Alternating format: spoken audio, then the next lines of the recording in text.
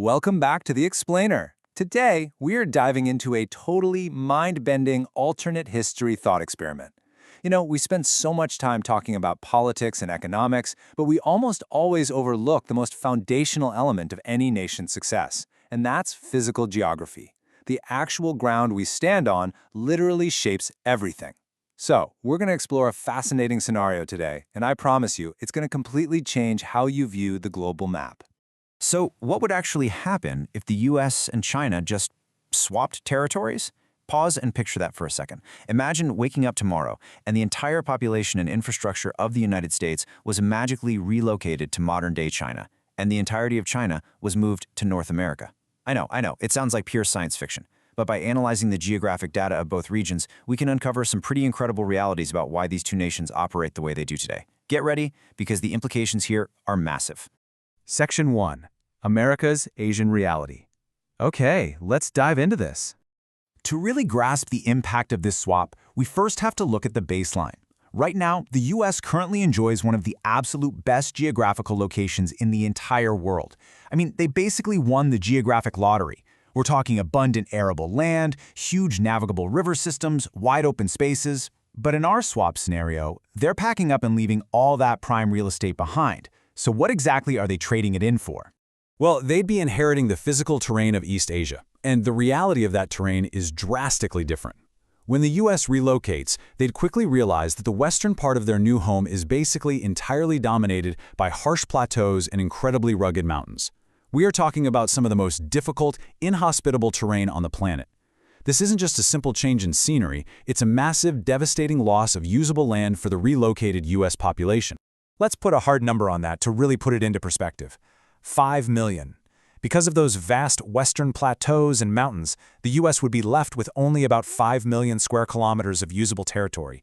Just think about how much that shrinks their effective geographic footprint. It's a staggering downgrade.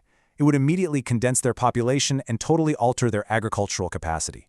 But honestly, the terrain itself is only half the story. The geopolitical shift creates a totally new multi-front strategic nightmare. First off, bordered by a massive northern neighbor, the US would be forced to deploy a huge number of troops just to defend against Russia. Then, right off their new shores, they'd face immediate environmental issues like ocean pollution caused by Japan's nuclear wastewater. Looking south, Southeast Asia would instantly have to become a vital resource hub to sustain the US. And that heavy reliance?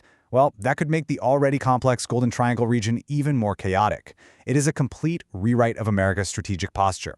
Suddenly, they're surrounded by incredibly complex, demanding pressures from literally every direction. Section 2. China's North American Advantage. Now let's cross the globe and look at the flip side. Now what's really interesting here is the sheer scale of the geographic windfall China gets. Plus 2.5 million square kilometers. Yep, after taking over the US territory, China would actually increase its usable land area by about 2.5 million square kilometers. That is a massive expansion of habitable, workable space. They trade in those harsh western plateaus for the Great Plains and fertile basins of North America. But the perks of this new location go way beyond just extra square footage. Check out the new neighborhood. In their original Asian geography, China had these heavy, historically tense military borders to manage. But in North America, they're nestled right between Canada and Mexico. And because both of these neighbors have only moderate military developments, China's historical fear of a foreign land invasion just drops off completely. It's a level of border security they have basically never had the luxury of experiencing. And what happens when a nation no longer has to pour immense resources into defending vulnerable land borders? Well, they turn outward, with newly secured borders and now having access to vast, uninterrupted coastlines on two massive oceans along with a wealth of deep-water ports. The outcome is pretty clear. China's economy could see massive, unprecedented growth fueled by this prime maritime positioning. The North American geography practically begs for global trade dominance. Section 3. Who wins the swap? Let's bring this all together. So, the core contrast boils down to this. On one hand, you have the relocated United States. They're newly burdened by restricted usable land, forced into heavy troop deployments on a massive northern border, and navigating complicated regional issues like ocean pollution and resource extraction in a chaotic southeast. On the other hand, you've got relocated China. They're gaining millions of square kilometers of prime land, bordered by neighbors with moderate militaries, giving them highly secure borders and positioned for an absolute economic boom thanks to pristine coastlines and ports. The contrast between these two new realities is just stark. Which brings us to the end of today's Explainer. And I want to leave you with this final provocative thought to ponder. Looking at all the facts, the terrain, the borders, and the strategic realities we've broken down today, in your opinion, who would have the better geographical location after the swap, the US or China?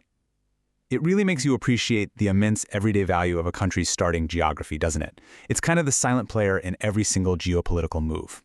Think about it, and we'll catch you on the next Explainer.